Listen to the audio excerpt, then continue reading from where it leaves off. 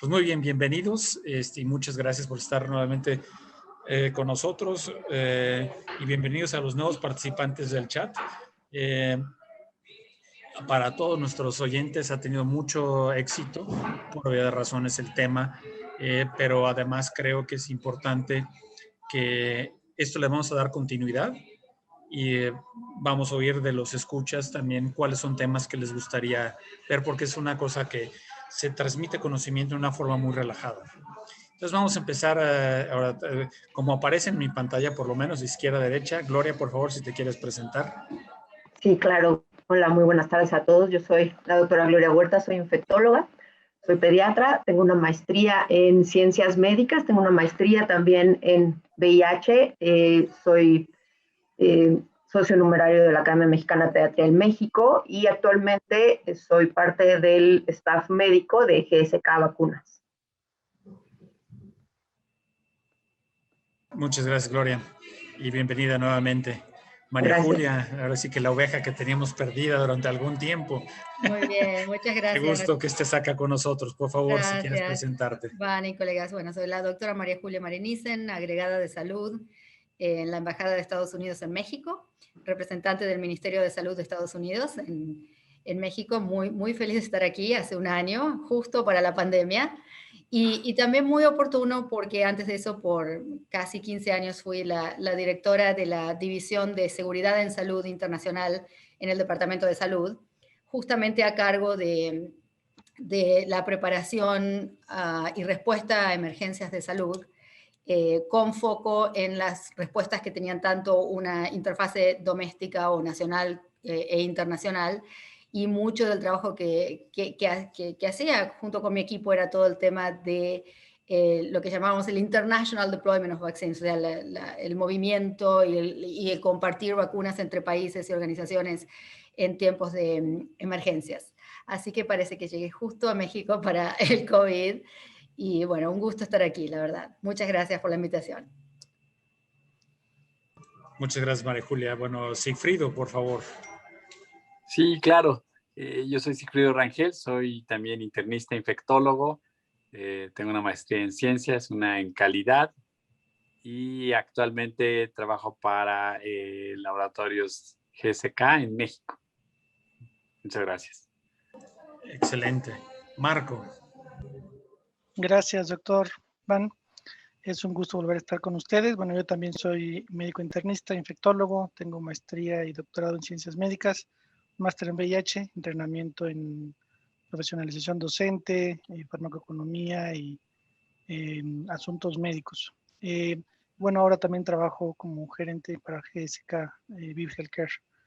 Y bueno, durante la mayor parte del año pasado estuve trabajando también atendiendo pacientes con COVID, y bueno, afortunadamente ahora en México hemos visto ahora la reducción de casos, pero bueno, no vemos que vaya a terminar pronto todavía este problema epidémico.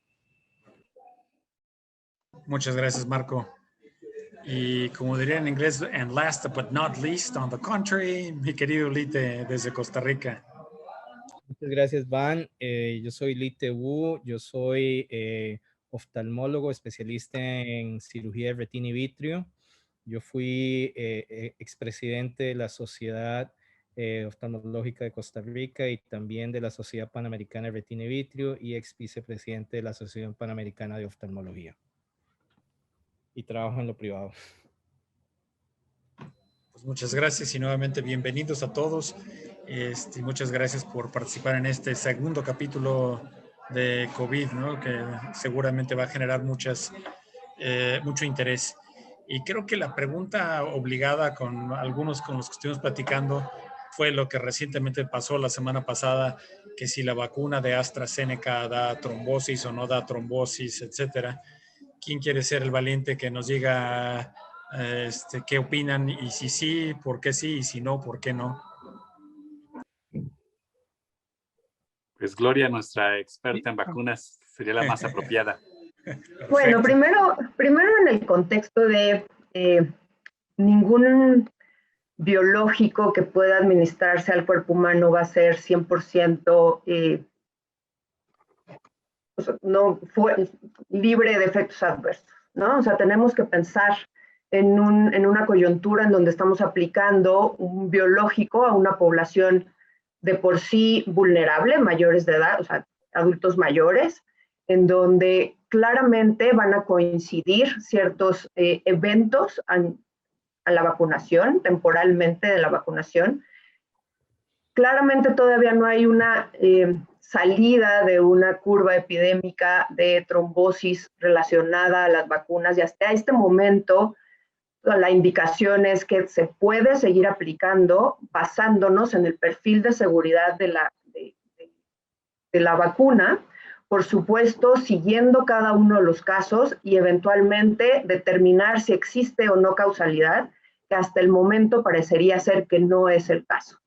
Pero, por supuesto, siempre que empezamos a aplicar un biológico en una población muy grande y además en una población vulnerable, pues este seguimiento de seguridad es importantísimo, y solamente seguir los casos y seguir la prevalencia de las enfermedades nos va a dar esta información. Pero hasta ahorita el riesgo-beneficio apunta mucho más hacia el beneficio de mantener la vacunación en esta población con esta vacuna.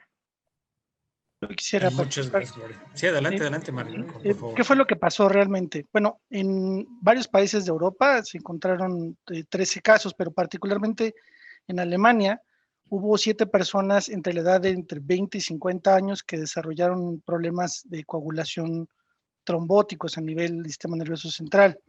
De esos, 3 de ellos fallecieron. Entonces, eso fue lo que sobre todo llamó mucho la atención.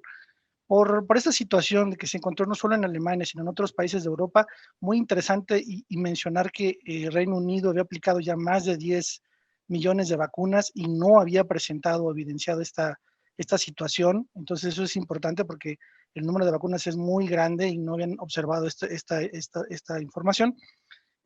Bueno, fue que decidieron detener temporalmente la vacunación y bueno, revisaron la evidencia porque bueno, pues era algo que tenía que observar. Básicamente lo que había que hacer era definir si era una señal de riesgo real o era una asociación que no tenía una asociación causal con la vacuna, ¿no? ¿Cómo se investiga la causalidad? Bueno, todos conocemos los criterios de Bradford-Hill, lo de la fuerza de asociación que mencionaba la doctora Gloria, la consistencia, la temporalidad y bueno, la plausibilidad biológica, ¿no? Y si bien había cierta plausibilidad biológica por la parte de que el COVID activa parte del endotelio y genera cuadros de trombosis, ese era uno de los factores que se tenía que analizar, y la temporalidad, que fue después de la administración de la vacuna. El resto de los criterios no se cumplía completamente. Entonces, es así que, bueno, ya se ha considerado que no, que como dijo Gloria, el riesgo bien justifica el beneficio que tiene la vacuna, y que es mucho más, sobre todo en el momento en el que estamos a la luz de una potencial tercer repunte o rebrote de casos, dejar de vacunar puede tener un impacto mucho mayor que asumir este potencial riesgo. Muchas gracias, Marco. Y creo que lo importante, al menos lo que he leído, que todos saben que soy un ávido lector, no siempre interpreto las cosas bien, pero por lo menos soy un ávido lector, decía que era mucho menor lo que se había encontrado con la población general. Entonces parecía como que ahí alguien estaba metiendo un poquito de mano para tratar de que otra vacuna fuera la que ganara el mercado, y no voy a decir ninguna de las marcas que me fueron dichas, pero bueno, creo que siempre hay en este tipo de cosas, así como comentamos al principio, que hay quien vende certificados falsos y de todo tipo, pues también de esto se mete mano, ¿no? No, yo quería decir que, bueno, sí, es sí, parte pues, también de la vigilancia epidemiológica, es decir, como parte de la vigilancia de farmacovigilancia justo de un nuevo medicamento, en este caso de una nueva vacuna, siempre hay una gran, digamos, sensibilidad para el registro de efectos secundarios. Entonces, este registro de efectos secundarios o de eventos secundarios en el cual, bueno, cuando se está probando un nuevo biológico, como bien lo decía Gloria, pues puede aumentar esta sensibilidad, ¿no? De repente estamos viendo casos que se están acumulando y claro, la autoridad tiene la obligación estudiar esto con detalle, ¿no? Y con mucha frecuencia se detiene la vacunación por unos días mientras se analiza, como bien ya dijo Marco, la frecuencia esperada con la frecuencia encontrada en una población determinada, y entonces se establece esta relación de los que se conocen como señales de seguridad para seguir utilizando un fármaco. Estas señales de seguridad son importantísimas porque permiten continuar el uso de un medicamento, cualquiera que sea, en la población general. Entonces, yo diría que es normal esta expectativa, es normal esta sorpresa y es normal esta, digamos, sensibilidad aumentada a que si de repente estamos viendo que está ocurriendo un evento en una población que está recibiendo un medicamento nuevo, pues es claro que los médicos tienen una gran sensibilidad para registrarlos, reportarlos y la autoridad para analizarlos, ¿no? Entonces yo creo que es normal, es esperable y bueno, y justo estas cosas son las que alimentan, pues diría, estas señales de seguridad son las que nos permiten seguir utilizando un medicamento o un biológico en la población con la confianza al público de que la autoridad está haciendo lo necesario para mantener esta vigilancia, ¿no? Entonces, digamos que es esperado, es una combinación adecuada y gracias a que existen estos sistemas de vigilancia, pues la población puede estar segura de que todo se está haciendo pues en beneficio de la población, como decía. Podríamos continuar hablando de la eficacia de las vacunas, ya que estamos hablando de la vacunación. Y una de las preocupaciones de la población que estamos escuchando también con mucha frecuencia es las distintas tasas de eficacia y luego por qué en algunos países deciden o no utilizar una u otra, ¿no? Y yo creo que valdría la pena a lo mejor repasar un poco la importancia de la vacunación y las diferencias en el reporte de eficacia que hemos escuchado. No sé si alguien quiera tomar esto que es importante y que además también da confianza, digamos, a la población de vacunarse con cualquiera. ¿No es así? No sé, doctora Marinissen o alguien más quisiera hablar de esto. No sé si quisieran hablar sobre la eficacia en particular de las distintas vacunas o, doctor Rangel, como usted decía, a lo mejor los diferentes números que escuchamos en los distintos ensayos clínicos en los distintos países, ¿no? Que a veces crean dudas en la población, sobre todo en el tema de qué vacuna me va a tocar y por qué me va a tocar esta vacuna y por qué no me va a tocar la otra vacuna y en todo el tema de la comunicación al público al respecto. La verdad que es un tema muy amplio que se puede abordar desde lo científico, desde cómo se producen los ensayos clínicos, cómo se hacen en los distintos países, la importancia de hacerlos multicéntricos y de incluir distintas poblaciones, a después cómo se comunican y cómo se analizan esos resultados por cada autoridad regulatoria en cada país a donde se va a registrar la vacuna.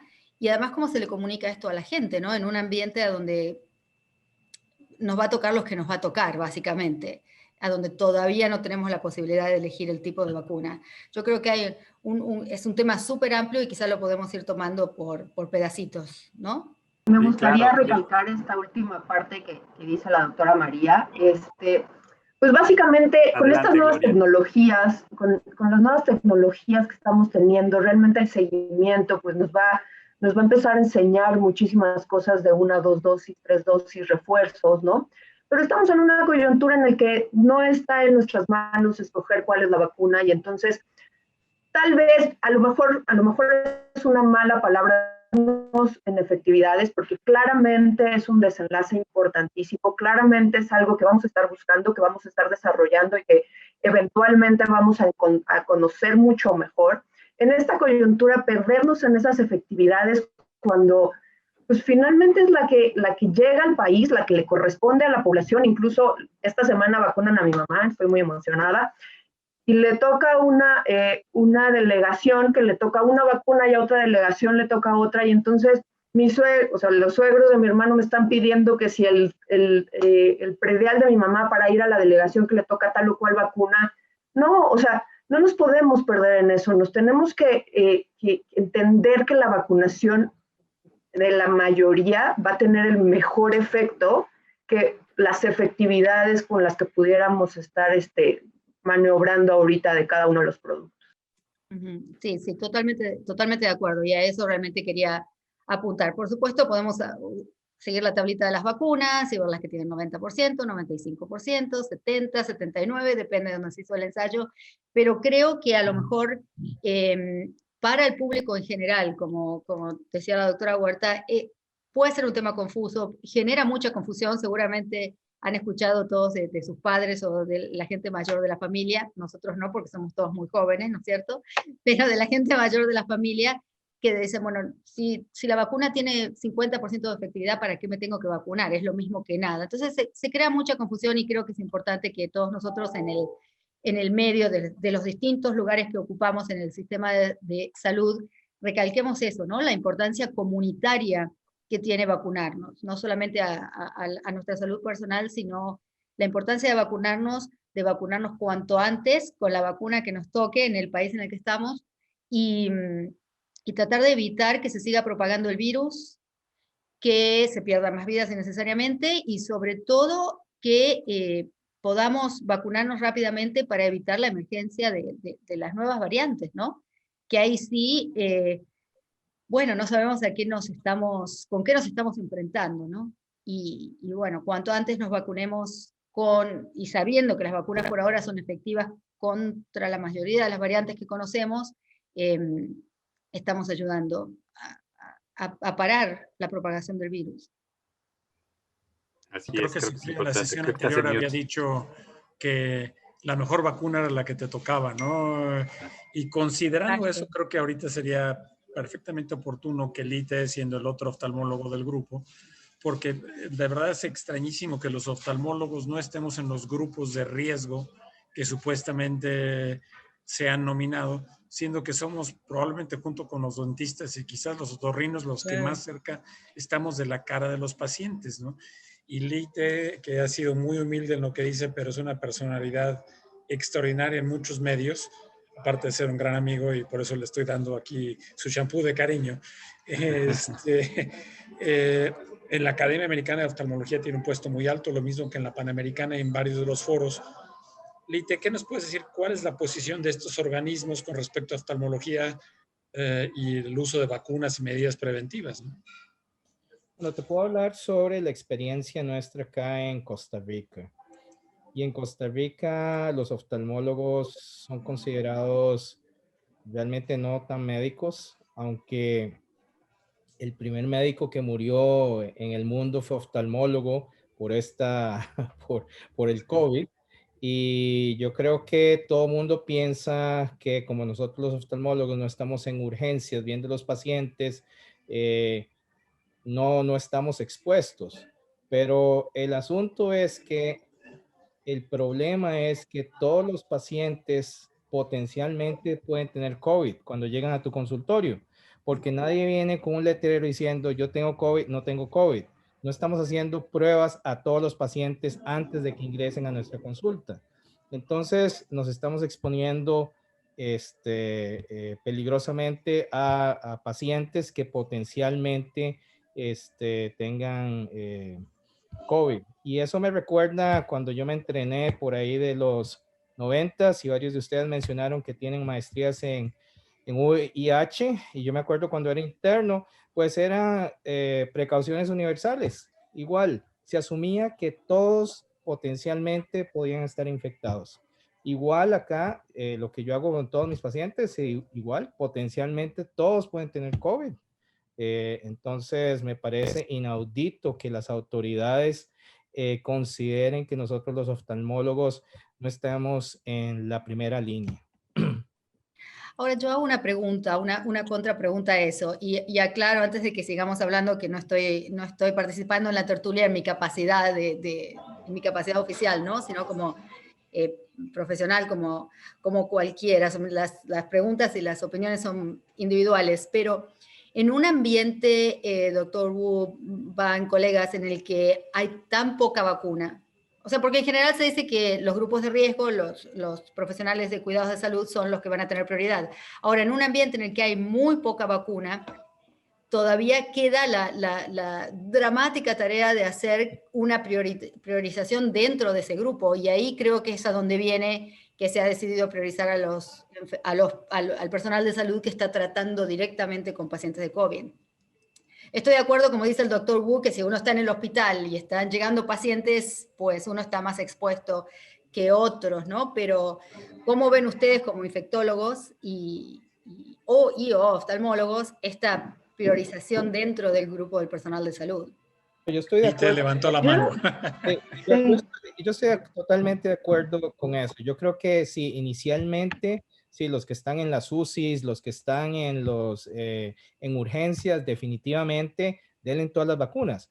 Pero digamos por lo que está sucediendo en mi país, por ejemplo. Entonces han priorizado todo eso, pero ya han vacunado, digamos, a oficinistas, gente administrativa que está haciendo trabajo virtual, y a mí no me han vacunado. Claro. Sí, ahí es donde yo pego el grito al cielo, ¿no? Exacto, por ejemplo, esta parte de sector salud y sector privado, ¿no? En México, la verdad es que no conozco los sectores de algunos otros países de Latinoamérica, pero en México el sector privado también tiene una carga muy importante de atención de COVID y en terapias intensivas y en primera línea, que tampoco fueron los primeros, ¿no? O sea, todavía vemos muchos médicos, yo soy infectóloga, el 100% de mis consultas ahorita presenciales son prácticamente COVID, y tampoco tenemos como un plan de vacunación a los privados. Y lo que sí está pasando, por ejemplo, y no sé si en sus países, es que ya están vacunando a quienes se van a las Olimpiadas, ¿no? Entonces, esta priorización suena realmente muy dispar, porque, ok, yo entiendo que el deporte, la carga económica, todo este movimiento global, cómo vamos a activar las economías, me queda clarísimo que son momentos de reactivación, pero creo que tienes que terminar con tus prioridades, ¿no? Antes de otras, ¿no? Entonces, son este doble discurso de los que están manejando, pero los que van a reactivar algunas otras regiones de los países, ¿no? Entonces, podríamos discutir políticamente de esto en muchos sentidos, pero yo sí creo que aunque no estemos en primera línea los médicos que no estamos en las UCIs, sí somos los siguientes en riesgo, ¿no? Entonces, son este tipo de discusiones la que podría abrir este tipo de debate. Si no, pues hay que correr los 100 metros a ver si nos vacunan antes de que vayamos a las Olimpiadas, ¿no? Pero ahora sí, con el pelo cano y con la panza, no creo que vayamos a llegar, bueno, por lo menos yo no voy a llegar muy lejos, ¿no? Pero fíjate que tiene otras ramificaciones, y lo que decía Lite es no solo el hecho de que obviamente nos pongamos en riesgo, y yo puedo hablar en el IMO donde estoy. Gracias a Dios hemos tenido pocos casos, pero ya ha habido varios de los residentes, algunos de los médicos de base que han tenido, pero claro, como dice el IT, no llegan con el letrero de tengo COVID o no tengo COVID. Pero la consecuencia más grande, estaba leyendo justo antes de conectarnos el reporte del American College of Surgeons de una conferencia que tuvieron la semana pasada, y se calcula, o ellos calculaban, que para Estados Unidos el hecho de que hayamos suspendido cirugías o las hayamos retrasado, en Estados Unidos el impacto ha sido 1.7 millones de cirugías que no se han hecho, y muchas de ellas que deberían ser consideradas de urgencia, como vitrectomías, reparaciones, porque el mismo paciente no quiere ir. Entonces, el impacto que tiene en calidad de vida, en lo económico, porque pues podemos pensar si casi 2 millones de cirugías a cualquier número que le quieran calcular, pues lo que eso tiene de impacto. Incluso una muy amiga que trabaja en un hospital pediátrico en Miami comentaba a mediados del año pasado que a ese hospital en concreto las pérdidas acumuladas eran de $30 millones mensuales por la diferencia de carga que había, ¿no? Entonces puede tener otras consecuencias que a veces nuestros gobiernos piensan que son Madre Teresa de Calcuta y nos están haciendo el favor, cuando es al contrario, nosotros somos los que debemos de hacerles el favor, ¿no? Pero bueno, ya estamos entrando en honduras políticas, y me gustaría tratar, porque mucho del tema, y siempre empieza uno así, y como ven, se prende uno y quisiera hablar mucho. pero creo que sobre todo las vacunas, bueno, creo que más o menos hemos tocado y complementa lo que hicimos la sesión pasada. Pero muchas de las nuevas, o no nuevas, de las medidas que ayudan, ¿cuál es el fundamento científico? Y realmente sí lo tiene, ¿no? Por ejemplo, ayer cruzamos a pie Estados Unidos, María Julia sabe la historia, y es una historia que en algún momento les contaré que tiene su sentido, que si no fuera serio sería chistoso, pero bueno, cruzamos de cualquier forma, llegamos a un mall y fuimos a comer y pues nos tomaron la temperatura y había gel, pero aquí en México en todos lados tenemos la obsesión de limpiarnos los zapatos, que ya y uno ve lo que está ahí abajo y parece lodo, ya dice uno que si había algún desinfectante ahí, quién sabe y en muchos restaurantes te pasan a través del el humito que sale, parece como un vaporizador, y eso se está haciendo en todos lados y la temperatura también, pues creo que es más que nada para la tranquilidad del hipotálamo de todos nosotros, porque si no estoy con sintomático, lo más probable es que no tenga fiebre ni febrícula ni nada, ¿no? ¿Quién quiere aventarse esas tres opciones de lo más común que vemos, por lo menos acá en México? Bueno, yo creo que, si me permites, creo que habría que decir primero que es un nuevo virus y que hemos ido aprendiendo de los mecanismos de transmisión, de la sobrevida. La mayor parte de la información era teórica con lo que se conocía con otros virus similares, con otros coronavirus. Y entendiendo además, partiendo de que se trataba de un virus respiratorio.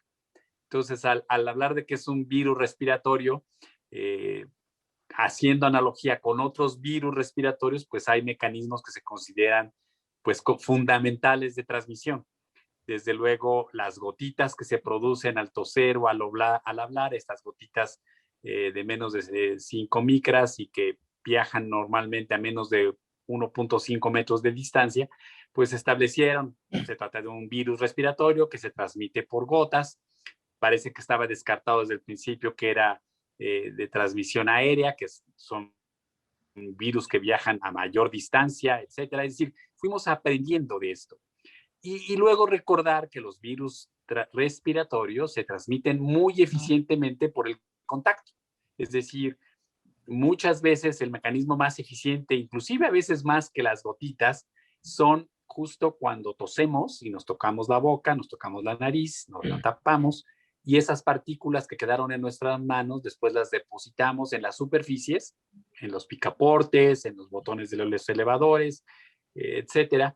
Y es luego que los tocamos y luego nos tocamos la cara. Hay que recordar que la facilidad con que nos tocamos la cara es increíble. Se han hecho muchos estudios de cuántas veces nos tocamos por hora la cara y es sorprendente de que esto lo hacemos constantemente. Entonces, digo, recordando estos principios generales de transmisión de virus de tipo respiratorio, es que se crearon las primeras recomendaciones, ¿no? Esta parte de la distancia, ¿no? El 1.5 metros de distancia tiene pues bases científicas muy claras que tienen que ver con la distancia con la que viajan estas partículas, ¿no? La etiqueta respiratoria, ¿no? Pues el no toser en la mano, el hacerlo con el codo, si lo hacemos con un pañuelo, desecharlo, etcétera. El cubrebocas, importantísimo, ¿no? Como el cubrebocas es una gran controversia al principio en relación a debe usarlo o no debe usarlo, ¿no? Y la Organización Mundial de la Salud desde el principio se pronunció, no, hay que usarlo,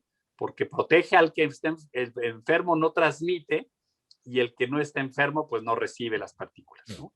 Y luego, bueno, ya las otras cosas, si realmente en la superficie sobrevivía suficientemente el virus para ser viable, ¿no? Entonces, al principio había mucha controversia de que el virus parecía que sí tenía una sobrevida muy elevada en superficies, en distintas superficies, incluyendo el piso, ¿no? Entonces, por eso es que muchas de estas recomendaciones se basaron en la teoría de la posibilidad de transmisión. Conforme fuimos aprendiendo, pues nos dimos cuenta que en realidad, afortunadamente, estos mecanismos de transmisión pues no son existentes prácticamente o son de muy bajo riesgo, ¿no? Y que por lo tanto lo más importante era la distancia, por supuesto, las reglas de etiqueta y el cubrebocas. ¿no? Probablemente el resto de las recomendaciones pues fueron disminuyendo de intensidad conforme fuimos conociendo más del virus, y seguramente pues en cuanto sepamos más, algunas se volverán todavía más importantes. Ahora, si puedo, Van, Claro. si me permites, la verdad que el doctor Rangel es un punto muy importante, muchos puntos importantes lo que está diciendo, y me gustaría hablar de la tranquilidad del hipotálamo que habló Van, ¿no? Realmente lo que usted decía recién, doctor Rangel, que es un virus que, si bien tratábamos de asimilarlo al conocimiento que teníamos de otros coronavirus y otros virus respiratorios, en realidad poco sabíamos y todavía nos falta mucho por aprender. Entonces, de parte de las autoridades que tienen que emitir guías o reglas, es realmente una situación muy difícil cuando uno en realidad tiene que emitir pautas de comportamiento o medidas de salud pública sin tener todo el conocimiento científico. Entonces, no, es como que en algún momento hay que hacer algo, porque algo hay que hacer, porque tenemos una pandemia y está muriendo gente, y por allí no todas las medidas tienen una justificación científica, pero a lo mejor el conjunto de todas las medidas que se toman, como la del tapete, Van, como la de medir la temperatura, que coincido contigo, que si uno está asintomático no importa, o si está con fiebre quizá no va a ir a un restaurante, pero quizá el conjunto de todas estas medidas hacen un poquito como el enfoque del queso suizo, ¿no? Que cada rodaja tiene agujeros, pero que a lo mejor poniéndolas todas juntas a las rodajas se logra ahí filtrar un poco la infección por el virus. De todas maneras, lo del hipotálamo no hay que, la tranquilidad del hipotálamo es algo para no descartar, desde el punto de vista de la sociedad que está esperando que el gobierno o las autoridades de salud digan qué es lo que hay que hacer, ¿no es cierto? Y a lo mejor es esta cuestión de que, no lo quiero decir así ligeramente, pero no es solo una cuestión de parecer que uno está tomando medidas, sino de eso, de implementar medidas en la medida de lo posible hasta que se tenga más información. Y de ahí un tema que me gustaría sacar es lo de qué pasa cuando sí se tiene información y ahora hay que decirle a la población que hay que dejar de hacer lo que habíamos aconsejado anteriormente. Porque ahí creo que nos hemos enfrentado todos con, esta persona no se le puede creer si primero dijo que no usáramos máscara, después dijo que usáramos máscara, primero dijo que tomáramos temperatura, ahora no. Y entonces eso crea un montón de confusión en la gente y piensan que los tomadores de decisiones están mintiendo en vez de por allí explicar cómo funciona el proceso científico y cómo el conocimiento va evolucionando. Me gustaría escuchar un poquito las opiniones sobre ese tema. Sí, creo que eso es extraordinariamente importante lo que dijiste, porque sí, mucha información, poca información y desinformación, y luego no aclararlos, ¿no? Creo que, bueno, hay nombres muy importantes y no los vamos a decir, incluso en los vecinos del norte que tuvieron a uno de los infectólogos más importantes que cayó en ese pecado, ¿no? Y no sé si pecado era quizás lo que se entendía o se sabía en ese momento, pero hay que tener esa honestidad intelectual de decir, bueno, eso era lo que pensábamos en base a esto ahora. Pero claro, hacerle entender a la gente es bien difícil y los periodistas y los medios en general tampoco ayudan mucho, ¿no? Porque si tienen una cierta inclinación es a veces medio difícil, ¿no? Sí, yo diría que creo que el enfoque siempre debe ser pues transparente y explicando la evidencia. Yo creo que si mientras mantengamos la comunicación abierta con el público basado en la evidencia y el público entiende que nuestras decisiones están basadas en eso, pues también vamos construyendo una credibilidad. No es fácil, efectivamente, porque siempre hay decisiones y discusiones políticas que que a veces es difícil explicar, ¿no? Pero creo que mientras mantengamos pues la transparencia y la comunicación abierta con el público sobre lo que está ocurriendo y cómo está ocurriendo y por qué estamos tomando las decisiones, creo que será más fácil, ¿no? Pero pues no hay que reconocer que pues hemos aprendido, ¿no? Hemos aprendido en este año muchísimo de este virus y claro, al aprender pues hacemos las cosas, espero, mejor y diferente, ¿no? De al principio. Tenemos que ser así, ¿no? Sí, sí. De hecho eso que mencionas me gusta porque justamente va ligado con lo que mencionaba Gloria antes. Si aprendemos de los países que han tenido éxito controlando la transmisión de virus, Nueva Zelanda, Noruega, son países que han basado sus decisiones en el control de la salud y eso los ha llevado a buenos desenlaces económicos y después políticos. Lo que define el éxito del control de la epidemia es controlar la transmisión comunitaria.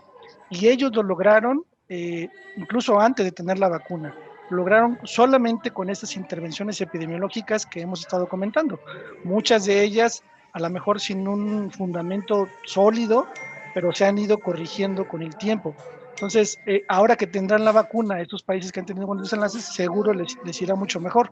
Nunca es tarde para corregir el rumbo. Los países que no hemos tenido tan buenos desenlaces, seguramente hemos tenido esta disyuntiva, ¿no? De priorizar a veces la economía, de priorizar la política sobre el tema de la salud, pero si cuidas la salud, los otros dos van a corregirse automáticamente. Y aquí a lo mejor resaltar esto del queso suizo, ¿no? Porque una de las cosas que hemos tenido discusión ahorita los que nos dedicamos a la pediatría, ¿no? Que tenemos a todos nuestros niños encerrados, es cómo quitarle la pausa a la educación, cómo lograr realmente aprender a vivir con lo que hay y con lo que va a seguir habiendo un rato, porque además la vacuna para los niños pues todavía no es una realidad tangible, cercana, ¿no? Entonces, sí, continuar con todas estas medidas de queso suizo nos va a hacer aprender a vivir una nueva realidad.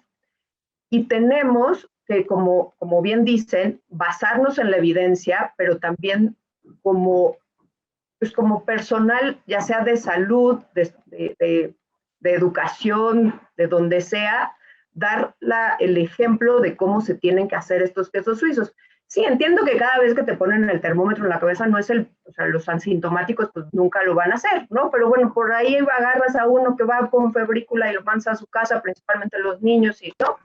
Entonces, todas estas capas que realmente tenemos que ir fortaleciendo en evidencia para poder regresar a hacer lo que se tiene que hacer independientemente con lo que estamos viviendo, tenemos que irlas aplicando de la mejor manera en todos los ámbitos, ¿no? Porque tenemos que quitarle esta pausa a muchas de las cosas que principalmente están afectando la salud mental en mi caso, como soy pediatra, pues de nuestros niños y nuestros adolescentes, ¿no? Entonces, son varias cosas las que tenemos que seguir inculcando, además de que la luz al final del túnel con la vacuna, todas estas capas son importantes de conocer y seguir aprendiendo.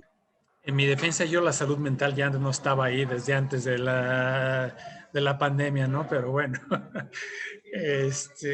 Lite, me interesa saber mucho las recomendaciones de la Academia Americana de Oftalmología que salieron hace, creo que como 3 o 4 meses y que hablaba mucho de la desinfección de superficies, los plásticos esos para cubrir la lámpara de hendedura, etcétera.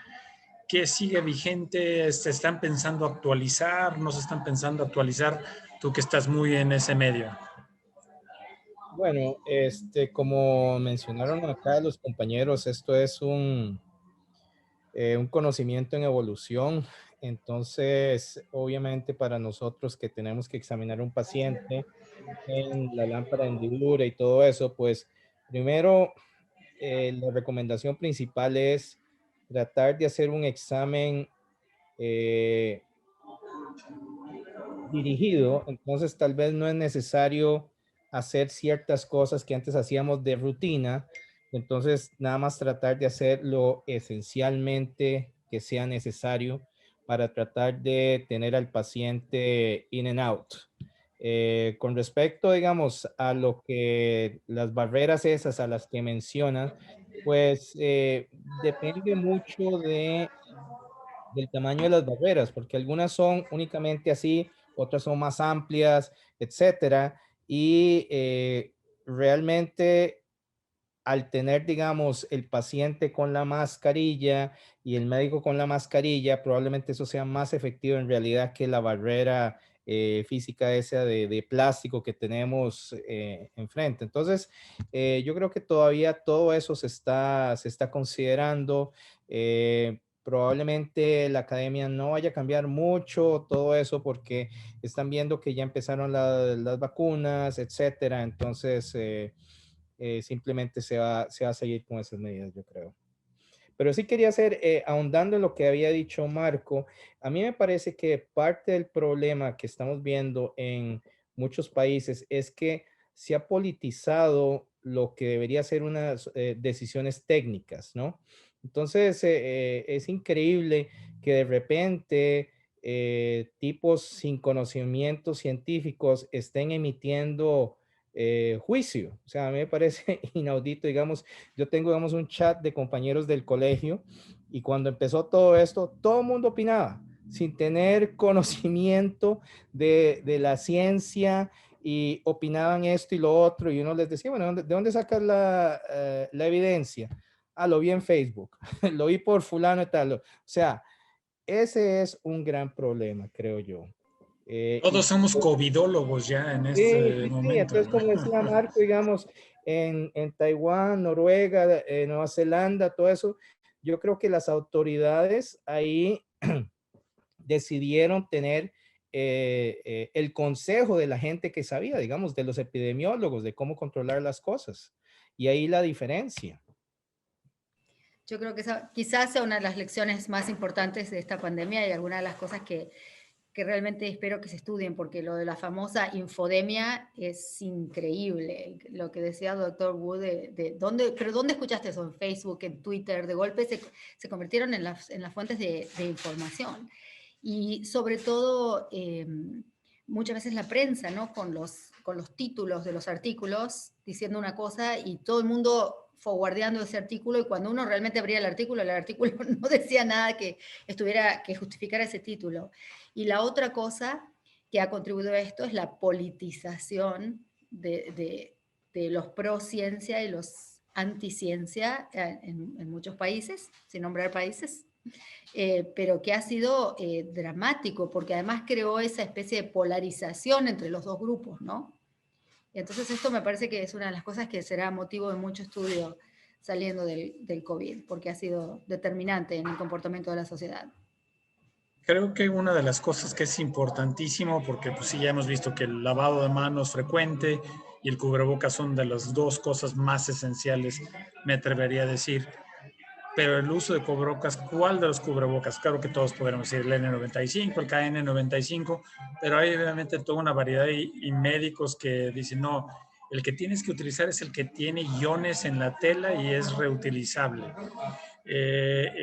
No, el de doble tela o el de triple capa son los mejores. Entonces, pues aquí los infectólogos, ¿quién va a ser el que nos va a sacar de la duda cuál es el que debemos usar? Porque además, no solo por nosotros, sino por la educación de nuestro paciente, ¿no? Porque nosotros lo vemos y a veces, si no trae usted aquí esto, le vendemos uno por 5 pesos y es una tela que la ves y está transparente, así dices, pues mejor ya no le des nada, ¿no? Entonces, infectólogos, al ruedo, por favor. Bueno, o sea, yo creo que hay una de las cosas importantes cuando estás tratando pacientes con probable COVID es tener tu EPP adecuado en consultorio, ¿no? O sea, claramente saberte proteger tú como médico en ese contexto, pues es importantísimo el tipo de EPP, ¿no? O sea, por ejemplo, yo en mi consultorio, sí afuera dice que no pueden entrar con uno que tiene válvula, ¿no? O sea, estos cubrebocas egoístas, por decirlo de alguna manera, en mi consultorio no pueden entrar con válvula porque, bueno, muchos de mis pacientes sí van con COVID. Entonces, o sea, de hecho, mi robot les dice, no olviden llevar su cubrebocas, su careta, y el cubrebocas no debe de ser con válvula. Y entonces, realmente, mientras tú tengas tu protección y sepas sanitizar tu espacio al momento de revisar a tu paciente y traer al otro paciente, creo que esa es una gran ventaja. ¿Qué es lo que vamos a utilizar en la calle? Yo, por supuesto, tengo mis cubrebocas de colores y de Inera Cobaliti, ¿no? Y por supuesto que me encanta salir, ¿no? Pero es porque no voy a estar rompiendo la sana distancia, no voy a estar rompiendo el estornudo de etiqueta, no voy a estar rompiendo el lávate las manos frecuentemente, no voy a estar rompiendo no te juntes con gente con la que no convives, ¿no? Y entonces, dependiendo del contexto donde tú vayas a utilizar la protección, pues es lo que vas a utilizar para protegerte, ¿no? Ese sería mi comentario. Estoy de acuerdo. Muchas gracias, Sí, Gloria, porque sí, sí es lo más... totalmente de acuerdo. Sí, Yo quería agregar que efectivamente creo que lo más importante es entender por qué estamos haciendo las cosas, ¿no? Es decir, la gente debe de aprender por qué es la sana distancia, por qué está haciendo cubreboca, por qué hay que lavarse las manos. O sea, yo creo que si hacemos esas tres cosas conscientes, lo vamos a hacer muy bien y vamos además a enseñar a los demás a hacerlo también, ¿no? Es decir, algo que sí muy interesante en salud pública es cómo vamos aprendiendo, o sea, cómo las conductas se van transmitiendo de unos a otros si vemos ciertos role models haciéndolos, ¿no? Estos roles haciendo prácticas, ¿no? Es claro que en los hospitales, por ejemplo, se ha estudiado durante años, muchísimos años, cómo hacemos que los médicos se laven las manos, por lo menos a la tasa que la hacen las enfermeras, donde las enfermeras lo hacen muchísimo mejor que los médicos. ¿Cómo hacerlo?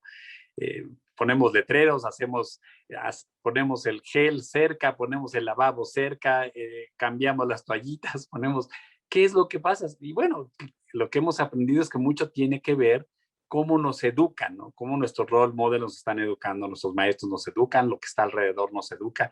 Y por eso, bueno, estas campañas tienen esa función, ¿no? El irnos educando, el hacernos conscientes las medidas para que se vuelvan una manera nueva de vivir, como bien dijo Gloria, ¿no? Esta es una nueva manera de vivir ante un evento que no va a desaparecer pronto, ¿no? Entonces, que es muy importante mantener aún a pesar de las vacunas. Entonces, es claro que hay que usar bien el cubreboca, ¿no? No en la boca, no cubriendo la nariz, o no en la barba, sino realmente cubriéndolo adecuadamente. ¿Cuál cubreboca? Bueno, pues la ideal es, como bien decía Gloria, pues no esos de válvula, porque pues sale todo, ¿no? Es decir, no entra nada, pero sale todo. Y acuérdense que la función, lo que queremos hacer es que no salga y que no entre, ¿no? Entonces, tenemos que utilizar pues el mejor cubreboca. Y luego, además, bueno, los distintos espacios. Creo que nuestros países en general tenemos la bendición, quiero decir, del excelente clima, ¿no? Y que nos permite abrir las ventanas en gran parte del año. Y creo que eso es fundamental, es decir, la circulación del aire en sitios cerrados para evitar la concentración del virus, ¿no? Es también fundamental, es una parte muy importante de evitar que el virus se concentre en una habitación y entonces si hay 3 o 4 o 5 o 6 personas, pues estén respirando las mismas partículas todo el tiempo, ¿no? Entonces, en realidad creo que estas cosas son las que tenemos que hacer conscientes. Y solo para terminar mi comentario, recordarles que cuando la primera epidemia de coronavirus, la del SARS, en Hong Kong, algo que pasó muy interesante en Hong Kong y en China fue la disminución de la influenza y la tuberculosis. O sea, no solamente se interrumpió la transmisión del SARS cuando la gente empezó a usar el cubrebocas, de lavarse las manos, de hacer estas cosas correctamente conscientes, sino además, muy interesantemente, estas medidas de salud pública pues contribuyeron a la interrupción de la transmisión de otros patógenos respiratorios muy importantes. Entonces, creo que esta cultura de cómo debemos de hacer las cosas va a prevalecer. Yo creo que debe continuar porque nos va a servir para disminuir muchas cosas que ahora son prevalentes y que representan también peligros para la sociedad en términos pues de la morbimortalidad. Entonces, esto no es sencillo, ¿no? Es un cambio cultural, es decir, es vivir con una nueva realidad que no es sencilla, pero creo que es ir entendiendo cómo esto ocurre e ir transmitiendo a la población con estas caricaturas que han hecho los gobiernos, con estas animaciones, para hacerlo del entendimiento de todos, ¿no? Que todos podamos sentir que pues lo tenemos que hacer. Excelente. María Julia, tú querías comentar algo también. Una que creo que el doctor Rangel tiene razón y me parece que vamos a seguir usando máscaras, sobre todo cuando viajemos en avión por un buen tiempo en el futuro. Pero una pregunta para todos nosotros es, trayendo este tema de las máscaras y el tema de las vacunas juntos, ¿qué piensan todos del uso de la máscara o de las indicaciones para la gente de seguir usando máscara después de que están vacunados? Que saben que ha sido un tema muy discutido en mi país esta semana pasada. Y bueno, está teniendo implicaciones muy grandes en cuanto a la comunicación y lo de la aceptación de la vacuna o la duda sobre vacunarse, porque entendemos y decimos que tenemos que seguir cuidándonos después de la vacuna y seguir usando máscaras, tenemos el miedo de las nuevas variantes emergentes, pero por otro lado está el tema de la comunicación, de que la gente esté diciendo, bueno, si tengo que seguir usando máscara y lavándome y mantener la distancia, ¿para qué me voy a vacunar? Entonces, así que me gustaría también comentarlo. Esa Yo es quisiera pregunta para los participar. infectólogos, Marco. Sí, bueno, muy interesante porque precisamente este debate viene de los grandes epidemiólogos norteamericanos y viene en este contexto porque la gente y todo el mundo, el personal de salud, pero todo el mundo está cansado de tener que estar en el aislamiento, de distanciamiento social, en tener que estar utilizando estas estrategias. Y gracias a eso la CDC publicó estas guías para la gente que está vacunada. Son como un pequeño incentivo ahora. Si una persona está vacunada y se pone en contacto con otra persona que está vacunada, la recomendación ahí es, bueno, si completaron ya el tiempo después de la segunda dosis, no es necesario que estés utilizando la protección del cubreboca. Pero cuando no es así, cuando solamente uno de los elementos de un binomio de individuos tiene la vacuna, la otra persona debe de cuidarse. Primero porque puede traer el virus y aunque la persona vacunada probablemente no tenga síntomas y seguramente no le va a pasar nada en términos de hospitalización y muerte, puede ocurrir un poco de replicación a nivel nasofaringeo y bueno, con más que las vacunas hemos empezado a ver que disminuyen la transmisión epidemiológica, no es un hecho, no se hicieron los ensayos clínicos con este fin. Entonces, esas personas aún vacunadas pueden portar el virus y transmitirlo a una persona que aún no esté vacunada y en ese contexto, bueno, continuar esta cadena de transmisión epidemiológica y, bueno, en este caso poner en riesgo a una persona que no tenga el biológico. Pero este debate, particularmente en Estados Unidos, fue muy interesante porque gracias a eso la CDC emitió estas recomendaciones y esto funciona como incentivo. Vacúnate porque cuando estés vacunado vas a tener la posibilidad de, si la otra persona también está vacunada y completaron ya el tiempo después de elevación de los anticuerpos, pueden tener esta posibilidad de convivir sin utilizar esta protección.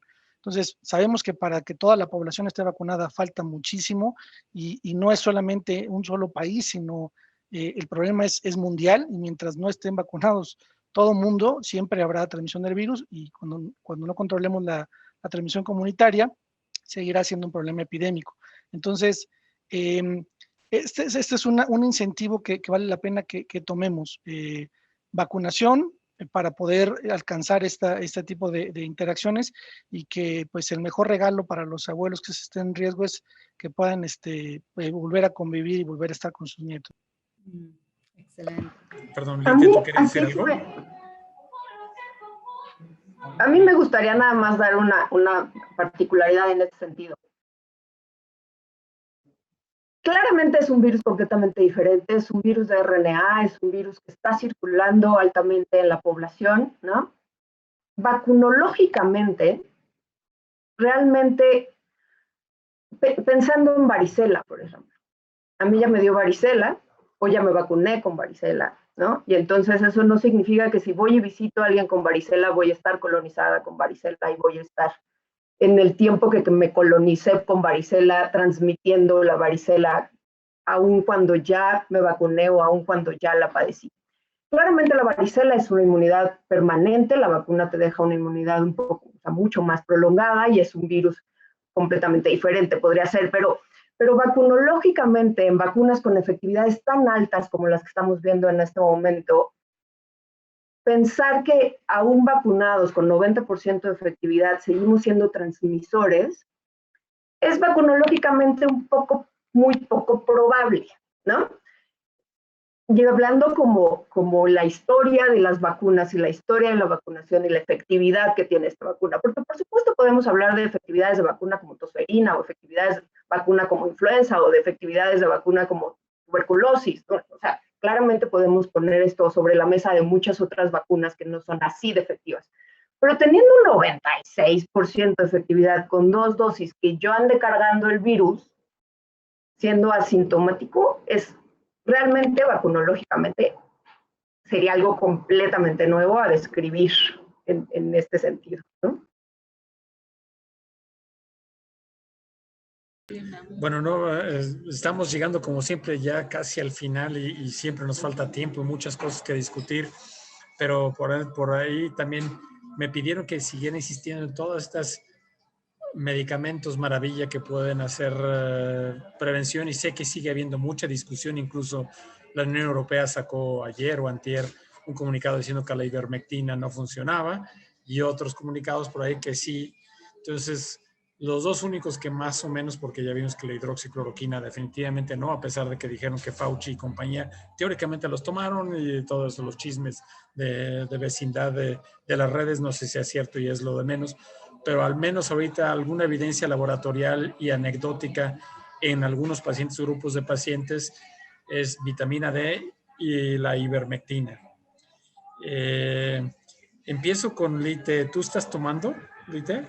¿Alguna de esas dos? No. Hago el consenso aquí. ¿Alguien más toma o no toma? Y si no la toman, ¿la recomendarían a alguien más o no? Negativas totales, no. Qué barbaridad. Bueno, yo creo que simplemente recordar que pues mientras no tengamos un estudio clínico que evalúe adecuadamente el uso de estos medicamentos, pues la experiencia es siempre anecdótica, ¿no? No podemos olvidar que el 80% de los pacientes mejorarán con cualquier cosa que hagamos, ¿no? Y entonces a veces escuchamos en las redes que nos llegan de, es que esta es la receta del doctor X, y él habla y dice, es que todos mis pacientes se han curado con esto, ¿no? No he visto a nadie con morir, ¿no? Bueno, o el 80% de mis pacientes van a mejorar, no importa qué haga. Entonces, mientras no hagamos un estudio clínico controlado donde estemos estratificando por los riesgos y entonces hagamos la intervención, administrar la ivermectina o administrar la vitamina D y entonces evaluar los resultados de acuerdo a estos riesgos y de acuerdo a esta intervención, pues no hay manera de que podamos decir con seguridad si funciona o no funciona. Y hemos visto que las autoridades de salud han dicho, bueno, no podemos decir que no, porque necesitamos ver la evidencia, ¿no? Y sin embargo, pues sí, por supuesto, alertan a la población de también el riesgo de utilizar algunos medicamentos sin la vigilancia de su médico, porque pues eso puede asociarse con complicaciones. Claro. Entonces, sí, yo diría que desgraciadamente no tenemos los estudios que nos digan definitivamente sobre el uso de estos y muchos otros, ¿no? Muchos más que están por ahí circulando, ¿no? Y que hay estos reportes de es que 15 pacientes que yo ya vi, y todo les fue bien. Pues sí, o sea, como decía, les va a ir bien porque no importa lo que yo haga, a la mayor parte de la gente le va a ir muy bien, afortunadamente, ¿no? Es este 20% que tiene más riesgo de hospitalizarse y, por supuesto, de sufrir complicaciones. Entonces, necesitamos los estudios. Muchas gracias, Frida. Bueno, pues ahora sí que desafortunadamente los que peinamos algunas canas se acordarán del programa en México en la televisión que decía lástima que terminó. Entonces sí, entonces estoy enseñando la edad, pero bueno. Muchísimas gracias a todos y como siempre pues vamos a terminar, siempre nos falta tiempo, es increíble. Pero así como nos presentamos en la misma forma, que nos vayamos despidiendo con 1 o 2 minutos del último mensaje que ustedes quisieran transmitir al público, que la verdad ha tenido mucha llegada.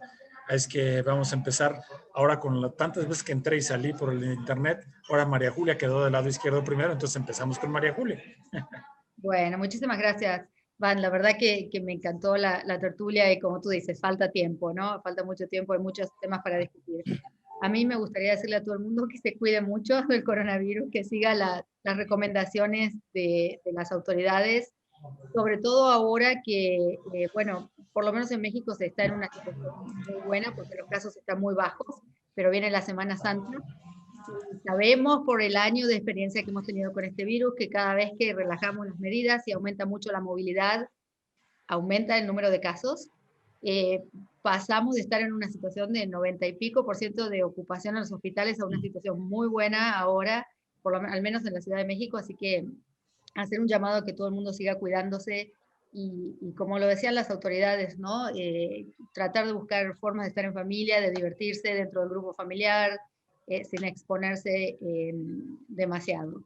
y bueno, seguir escuchando y tratar de, lo que decíamos recién, de buscar las fuentes de información. No es que todo el mundo tenga que volver un científico y aprender a hacer PubMed y buscar información, pero sí aprender como ciudadanos comunes, como personas comunes, a dudar de todas las cosas que vemos y siempre consultar con los profesionales de la salud. O sea, es muy importante.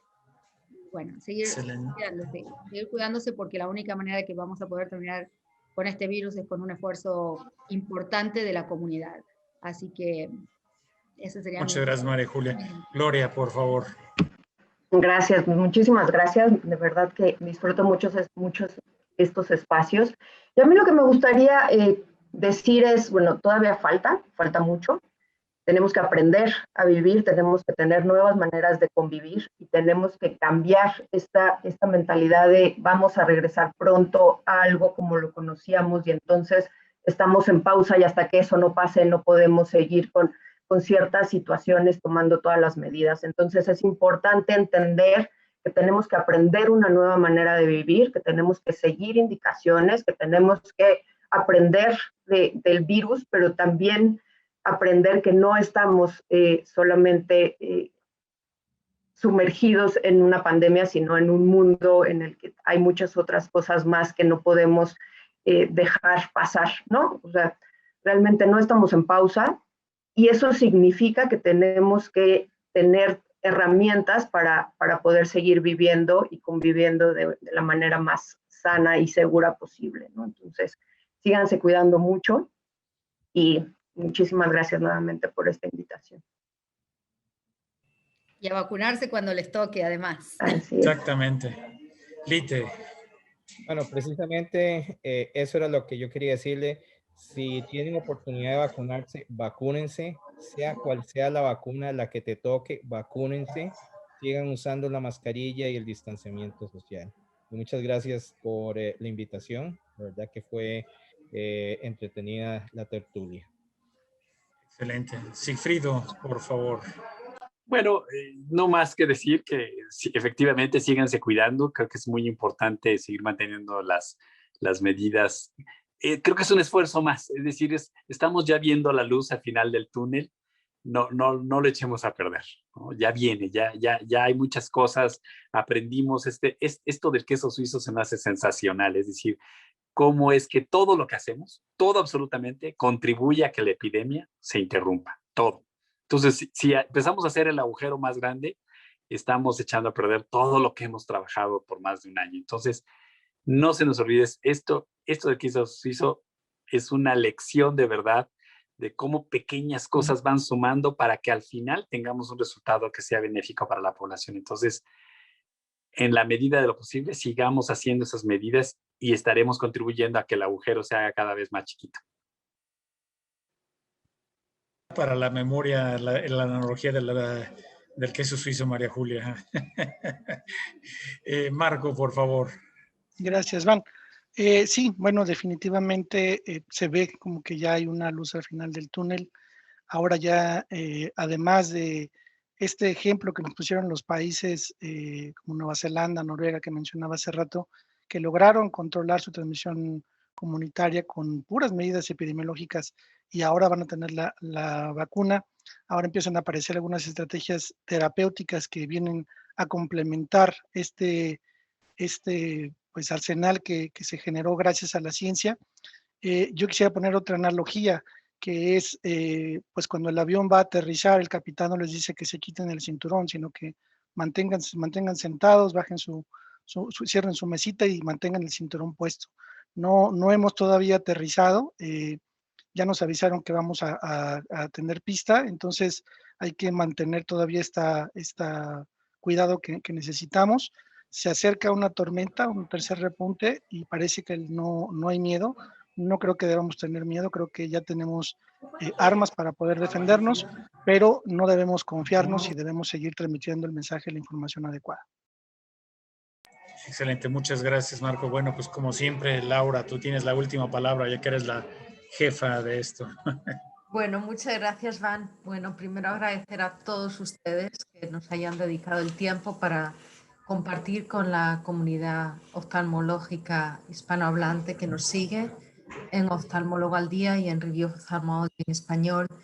Y lo que pensaba escuchando a todos ustedes hablar es qué momento tan difícil verdaderamente es ser médico, porque de verdad a todos los niveles, desde el nivel personal de sacrificio que hacen todos ustedes y también oyéndoles hablar el nivel de ver alrededor de ustedes el juicio no basado en la evidencia, o sea, la medicina basada en la evidencia, y lo que están viendo alrededor de ustedes son comentarios, chats.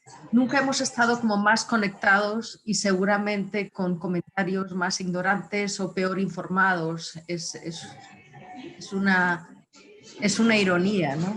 Entonces, es muy difícil cuando yo oigo que, por ejemplo, un doctor como el doctor Wu, un gran especialista, no lo han vacunado todavía, es que me duele de verdad.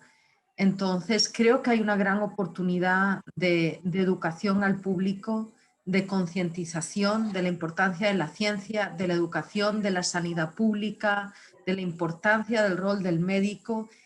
Y yo estoy más desde el punto de vista del periodismo, desde las comunicaciones, y como decía la doctora Marinisen, es muy importante comunicar bien, ¿no? Y trabajar en conjunto con la ciencia.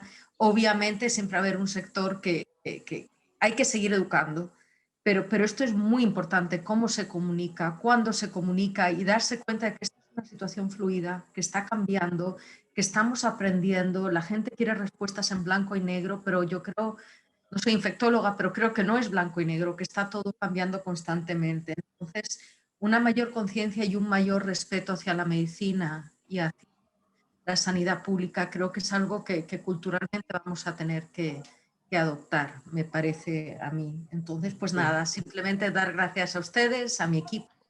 Yo también les doy las gracias a todos. Y a la audiencia. Antes de que me desconecte nuevamente, porque ya no tarda el relojito.